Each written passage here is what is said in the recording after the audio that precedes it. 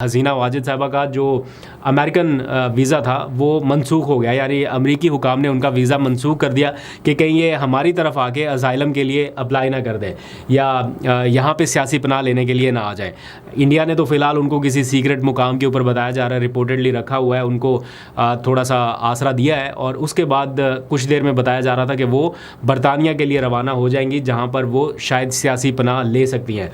तो मुश्किल सूरत हाल रही उनके लिए, बड़ा जुल्म और जबर उन्होंने किया। कोई तवील दौर इक़्तिदार के दौरान 4 मरतबा मुंतखब हुई लेकिन आवाम को कुछ ना दे सकी सिवाय इसके कि उनके ऊपर ज़ोर ज़बरदस्ती और जबर किया और उसके नतीजे में जो लावा पकता रहा था वो एट द एंड रिटेलिएशन की सूरत में निकला और फिर आवाम पीछे नहीं मुड़े।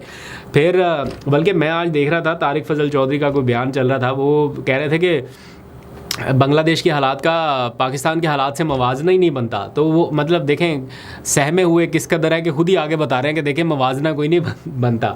अल्लाह करे ना मवाजना बने, यहाँ पे हालात इतने अच्छे हो जाएं कि हम मवाजना करें ही ना, लेकिन क्या करें, लोग ये पूछते हैं। बल्कि मैं ट्वीट्स देख रहा था कुछ इंडियन जर्नलिस्ट की, वो ये कह रहे हैं कि after Sri Lanka and Bangladesh is Pakistan is next, ऐसे क्वेश्चंस रेज हो रहे हैं। अल्लाह ना करे कि ऐसी सिचुएशन आए, बट ये लोगों को यहाँ की जो रियलिटी है, जो यहाँ पे हो रहा है, ऐसा नहीं है कि इंटरनेशनल वर्ल्ड उससे लाइल्म है या किसी को पता नहीं है।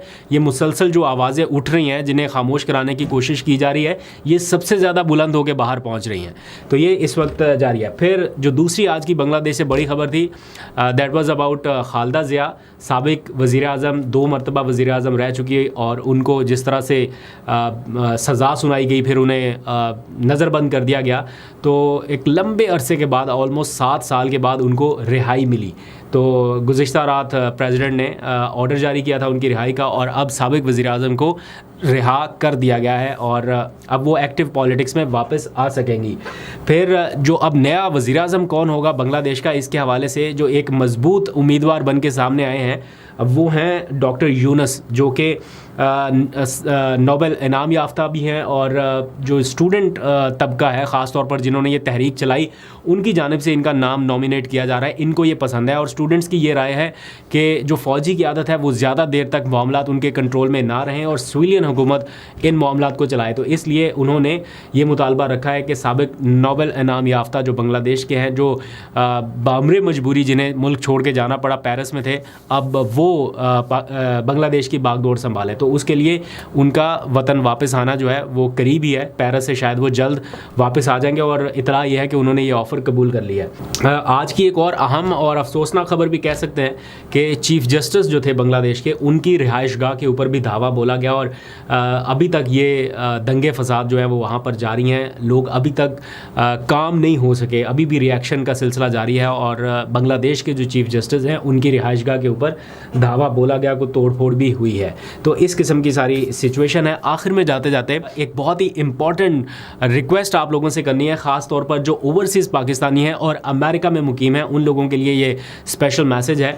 आप लोगों के सामने है गज़ा के बच्चों की क्या सूरत हाल है, किस तरह से उन्हें टारगेट किया गया, उनके अहले खाना को किस तरह से टारगेट किया गया और बहुत सारे बच्चे इस वक्त यतीमी किसी सूरत हाल में ज़िंदगी गुजारने पर मजबूर हैं और भी उस तरह के और बहुत सारे बच्चे जो ऑर्फन हैं, जो एक तरह से लावारिस हो चुके हैं, उनके टेक केयर करने वाले लोग नहीं हैं।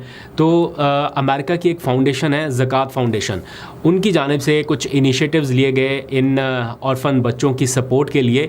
तो अमेरिका के मुख्तलिफ़ शहरों में कुछ इवेंट्स जो है वो ऑर्गेनाइज़ किए गए हैं, फ़ंड रेजिंग इवेंट्स हैं। बहुत मामूली सी उनकी फ़ीस है। अगर आप इन बच्चों को सपोर्ट करना चाहें तो मेरा ख्याल $20-25 से आप शिरकत कर सकते हैं, या ऑनलाइन भी अगर आप जाके फ़ंड करना चाहें तो कर सकते हैं। यहाँ पे पाकिस्तान में भी ये ऑर्गेनाइजेशन काम करती है। मैं इनकी एक्टिविटीज़ को यहाँ पे भी रिपोर्ट कर चुका हूँ, देख चुका हूँ। तो बहुत अच्छे और जेन्युइन किस्म के लोग हैं इनके साथ जो लोगों की हेल्प करना चाहते हैं।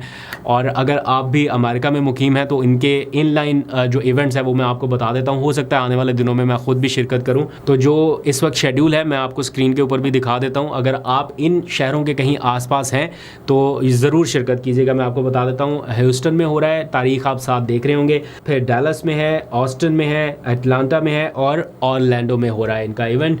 तो आप लोग ज़रूर इनको सपोर्ट कीजिए। अगर आप चाहें तो ऑनलाइन भी इनको फ़ंड कर सकते हैं। वेबसाइट का एड्रेस आपके पास आ रहा होगा। और मैं ख़ुद भी कोशिश करूँगा कि अगर ज़रा टेक्निकलिटीज़ जो हैं वो थोड़ी सी दूर हो जाएं तो मैं भी विज़िट कर सकूं और किसी ना किसी एक आध प्रोग्राम में ना सिर्फ शिरकत करूं बल्कि ख़ुद भी फंडिंग करूं. Children of Gaza as the orphans of this ummah. If you are able to support a child in Gaza, you should feel lucky, because if you do or don't, Allah subhanahu wa ta'ala is going to find a way to support these children.